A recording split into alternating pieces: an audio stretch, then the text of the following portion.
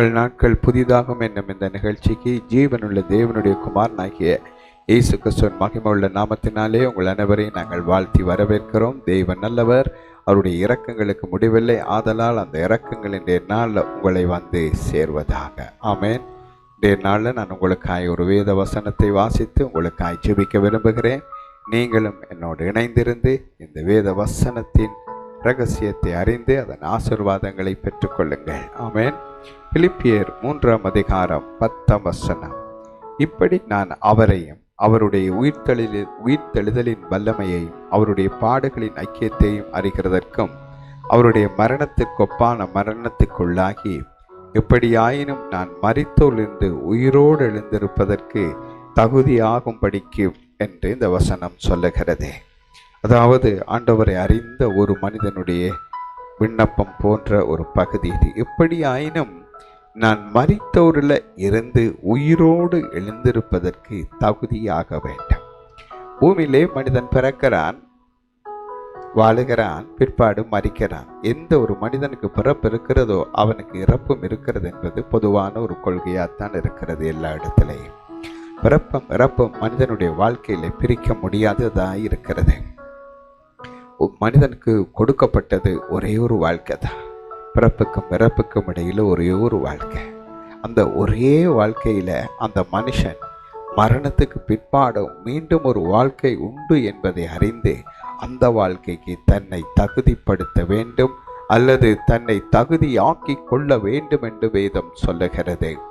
ஆகவே நீங்கள் பல விஞ்ஞானங்களை படித்திருக்கலாம், பலவிதமான மார்க்கங்களின் காரியங்களை கற்றிருக்கலாம். அவைகளுடையவைகளாய் இருக்கிறது. ஆனால் இயேசு இங்கு சொல்லுகிற ஒரு காரியம், என்னை விசுவாசிக்கிறவன் மரித்தாலும் பிழைப்பான் என்று சொல்லுகிறார். கடைசி நாட்களில் நான் அவர்களை எழுப்புவேன் என்று இயேசு சொல்லுகிறார்.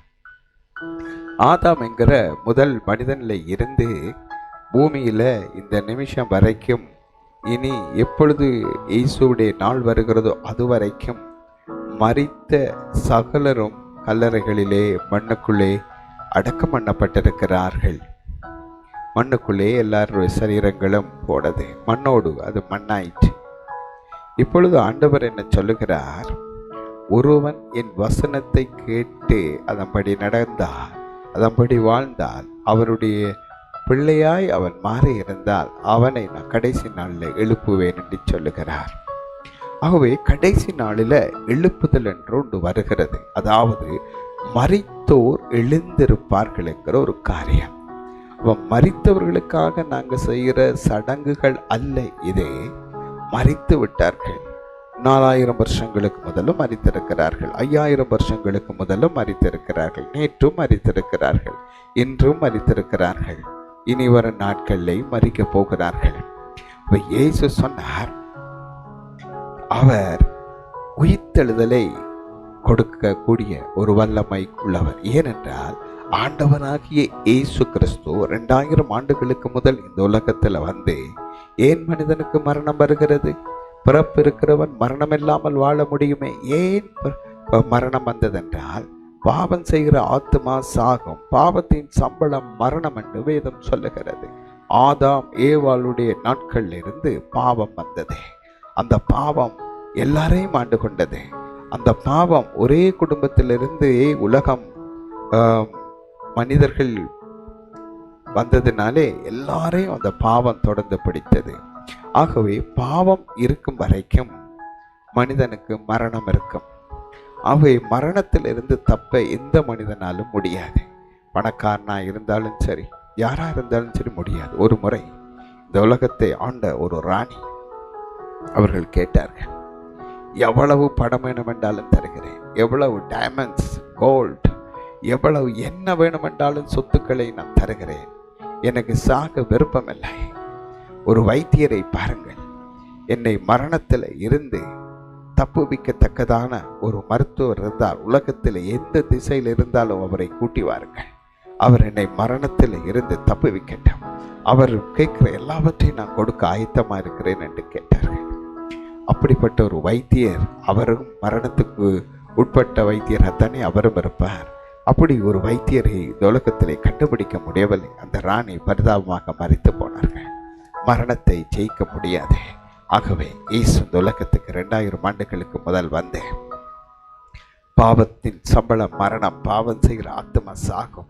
அந்த பாவத்தை உங்களையும் என்னையும் மரணத்துக்குள்ள தள்ளுகிற பாவத்தையும் சாபத்தையும் வியாதிகளையும் துக்கங்களையும் இயேசு தன் சரீரத்தில் ஏற்றி சிலுவை மேல சுமந்து தீர்த்து அவர் மரித்து அடக்கம் பண்ணப்பட்டு மீண்டும் 3ஆம் நாள் உயிரோடு எழுந்தார். இயேசு ஒருவரே மரணத்தை ஜெயித்து உயிரோடு எழுந்தார். ஆதலால் அவருடைய வருகையில அவருடையவர்களும் அப்படியாய் உயிரோடு எழுந்திருக்க பண்ணுவார்கள். இந்த பக்தனுடைய ஒரு தாகம், மீண்டும் நான் எப்படியாவது உயிரோடு எழ வேண்டும். இப்பொழுது நான் மரிக்க வேண்டியது அவசியம். நான் மரிக்கிறேன், ஆனால் என்னை அடக்கம் பண்ணுவார்கள். சில 100 வருஷங்கள் ஆகும், 2000 வருஷமாகலாம், 1000 வருஷமாகலாம், யாருக்கும் தெரியாது. அது இயேசுவுக்குத்தான் தெரியும். இயேசு மீண்டும் வரப்போகிறார். 3ஆம் நாள் மரித்து உயிர்த்தெழுந்த இயேசு 40 நாளளவும் தன்னை உயிருள்ளவராய் காண்பித்து மீண்டும் பரலோகத்துக்கு போய்விட்டார். போனவர் மீண்டும் வருவேன் என்று சொல்லி சென்றார். தான் வருவதற்கான அடையாளங்களையும் சொல்லி சென்றார். அந்த அடையாளங்கள் இப்பொழுது பூமியில நடந்து கொண்டு இருக்கிறது. ஆதலால் இயேசு மீண்டும் வரப்போற காரியம் உறுதியாயிற்று. அதுவும் அதி சீக்கிரமாய் அவர் வரப்போகிறார் என்பதை வேதமும் உறுதிப்படுத்துகிறது. ஆகவே இயேசு மீண்டும் வரும்போது மரித்தோர் முதலாவது உயிரோடு எழுந்திருப்பார்கள் என்று வேதம் சொல்லுகிறது. அந்த உயிர்த்தெழுதலை எப்படியாவது ஒரு மனுஷன் பெற்றுக்கொள்ள வேண்டும் என்று வாஞ்சிக்க வேண்டும். ஆகவே மரணத்துக்கு பிற்பாடு ஒரு வாழ்க்கை உண்டு. இப்பொழுது மரித்தாலும் நீங்கள் அடக்கம் பண்ணப்பட்டாலும் உங்களுடைய ஆன்மா என்றென்றும் வாழும். அது அழிவில்லாதது. அதுதான் உண்மையான நீங்கள். இந்த சரீரம் உண்மையானது அல்ல. அது மண்ணிலிருந்து வந்தது மண்ணுக்கு போய்விடுகிறது. அப்போ உங்களுடைய ஆத்மா என்றென்றும் தேவனோடு வாழ வேண்டியதாக இருக்கிறது. அது தேவனிடம் செல்ல வேண்டும். இல்லாவிட்டால் அது பாதாளத்துக்கு சென்று நித்திய ஆக்கினை அடைய வேண்டி வரும். அதனால் இயேசுவிடம் நீங்கள் வாருங்கள். இயேசு உங்களை அறிவார். அவரிடம் வரும்போது உங்களுடைய ஆத்மாவை அவர் மீண்டும் எழுப்புவார். உங்களுடைய சரீரம் எழுந்திருக்கும். அது முந்தின பழைய மண் சரீரம் கிடையாது. இது ஆவிக்குரிய ஒரு சரீரமாய், அழிவில்லாத ஒரு சரீரமாய் உங்களை மறுரூபப்படுத்தி எழுப்புவார். நீங்கள் மீண்டும் உயிரோடு எழுவீர்கள். உங்களுக்கு தெரியுமா? நீங்கள் மரித்தாலும் மீண்டும் எழுப்பப்படுவீர்கள், மீண்டும் எழுப்புவீர்கள். உங்களுக்கு தெரியுமா? இந்த பூமியிலே நீங்கள் பிறந்து மரிக்கும் வரைக்கும் செய்த எல்லா பாவங்களுக்கும், தவறுகளுக்கும், பொய்களுக்கும், ஏமாற்றங்களுக்கும், துரோகங்களுக்கும், கொலைகளுக்கும், விபச்சாரங்களுக்கும், அசுத்தங்களையும் நீங்கள் செய்திருந்தீர்களானால் அதற்கான நியாய தீர்ப்பை இயேசு வழங்குவார். மனிதர்களுக்கு நீங்கள் மறைத்து செய்த எல்லா பாவங்களும் இயேசுவுக்கு முன்பாய் வெளியரங்கமாக இருக்கிறது. ஆதலால் தப்ப முடியாது. ஆகவே இயேசு 3ஆம் நாள் மரணத்தை ஜெயித்து எழுந்து நானே உயிர்த்தெழுதலை ஜீவனமாய் இருக்கிறேன் என்று இயேசு சொன்னார். அந்த உயிர்த்தெழுந்த இயேசு அவரை நம்புகிற ஒவ்வொருவரையும் மரணத்துக்கு பிற்பாடு ஒரு நாள் முன்குறித்திருக்கிறார். அந்த நாளை உயிரோடு எழுப்புவார். அந்த உயிர்த்தெழுதலில் முதலாவது உயிர்த்தெழுதலில் நீங்கள் எழும்பாவிட்டால் பெரிய கஷ்டம். முதலாவது உயிர்த்தெழுதலில் எழும்புகிறவர்கள் பாக்கியவான்கள் என்று வேதம் சொல்லுகிறது. முதலாவது உயிர்த்தெழுதல் நீங்கள் தவற விடுவீர்களானால் 2ஆம் மரணமாகி அக்னியும் கந்தவமும் எரிகிற கடல்ல பங்கடையும்படி 2வது உயிர்த்தெழுதல்ல நீங்கள் எழுப்புவீங்க. இயேசு இல்லாத இயேசுவின் வார்த்தையை நம்பாதவர்கள் 2வது உயிர்த்தெழுதல் எழும்பி அவர்கள் தங்களுடைய நித்திய நியாய தீர்ப்பை பெற்று பாதாளத்திலே இருந்து அவர்கள் எடுக்கப்பட்டு நித்திய நரகத்திலே தள்ளப்படுவார்கள் என்று பரிசுத்த வேதாகமம் சொல்லுகின்றது. ஆதலால் நீங்கள் அந்த இடத்துக்கு போகக்கூடாது என்று இயேசு விரும்புகிறார். ஆதலால் நீங்கள் முதலாவது உயிர்த்தெழுதல்ல பங்கடையும்படியாய் அவர் விரும்புகிறார். அதனால தான் இந்த பக்தன் கேட்கிறான் ஆண்டவரிடம், எப்படியாவது முதலாவது உயிர்த்தெழுதல்ல எழும்பும்படி ஆண்டவரே, நான் மரித்தாலும் பிழைக்கும்படிக்கு எனக்கு உதவி செய்ய வேண்டும். அதுக்கு நான் இந்த வாழ்கிற இந்த நாட்களில் என்னை தகுதியாக்கி விடும் என்று சொல்லி கெஞ்சுகிறதை பார்க்கிறோம். பிரியமானவர்களே, வாழ்க்கையில் என்ன இருந்தாலும் இல்லாவிட்டாலும் மரணம் நிச்சயம். இந்த மரணத்துக்கு பிற்பாடு இயேசு முதலாவது உயிர்த்தெழுதல்ல உங்களை எழுப்ப விரும்புகிறார். நீங்கள் ஆயத்தமாயிருந்தால் இந்த பிரார்த்தனையை சொல்லுங்கள். இயேசுவின் நாமத்தில் பிதாவே உம்மிடத்தில் வருகிறோம். மரித்தாலும் இயேசு பிழைக்க பண்ணுவார் என்று வேதம் சொல்லுகிறது. இயேசு 3ஆம் நாள் மரித்து உயிரோடு எழுந்தவர் என்று வேதம் சொல்லுகிறது. இயேசு உயிரோடு இருக்கிறார் என்று வேதம் சொல்லுகிறது. அந்த இயேசு எனக்குள்ளே வர வேண்டும். நானும் மரித்தாலும் பிழைக்க வேண்டாம், நானும் மரித்தாலும் மீண்டும் எப்படியாவது உயிரோடு எழுந்திருப்பதற்கு, உயிர்த்தெழுதலின் வல்லமையை பெற்றுக்கொள்வதற்கு தகுதியாகும்படி எனக்கு நித்திய ஜீவனை தாரும் ஆண்டவரே. என்னை ரட்சியும், நான் ஒரு பாவிதான், என் பாவங்களை எல்லாம் மன்னியும், உடைய இரத்தத்தினால கழுவி என்னை பரிசுத்தமாக்கும். இயேசுவின் நாமத்தில் ஜெப கேளும் பிதாவே, ஆமேன் என்று சொல்லுங்கள்.